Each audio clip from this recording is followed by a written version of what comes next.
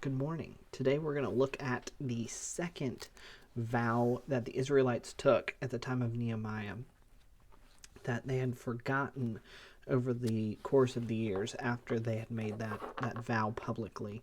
We're going to start in verse 9.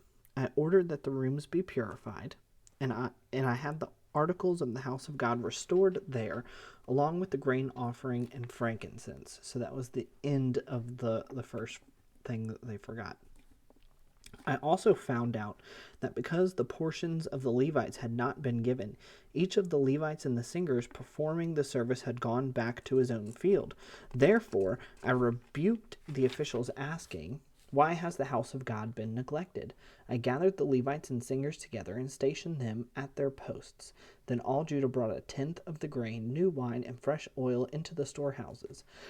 I appointed as treasurers over the storehouses the priests Shalmaniah, the scribe Zadok, and Pedaiah of the Levites, with Hanan, son of Zakur, son of Mattaniah, to assist them, because they were considered trustworthy. They were responsible for the distribution to their colleagues.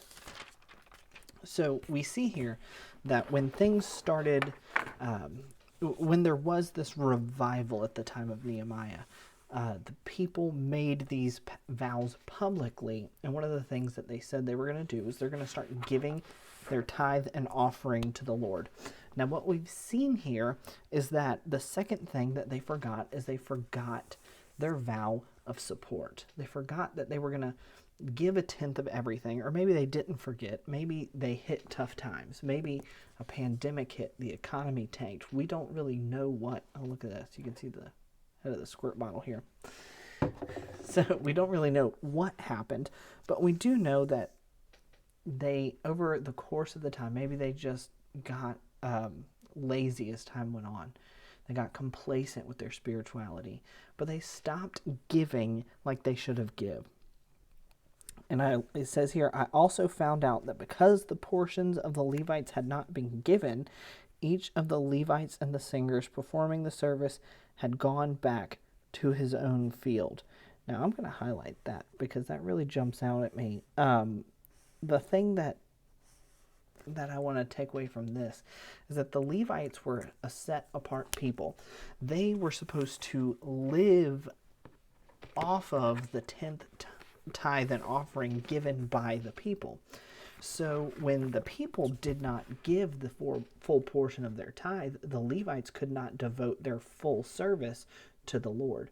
We see this echoed in the New Testament, that people who work in full-time service to the Lord deserve to have a full-time pay, so that is the thing that they do. They don't have to split their attention between service to the Lord and making enough money or growing enough crops to support their family.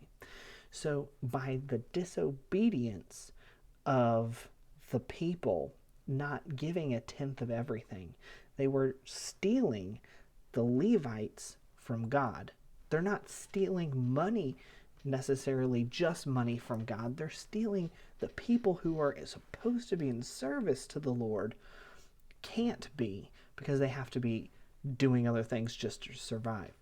So in not giving faithfully, we are not just disobeying and hurting ourselves in our relationship with God, but we're taking other people's service and relationship away from what they should be doing.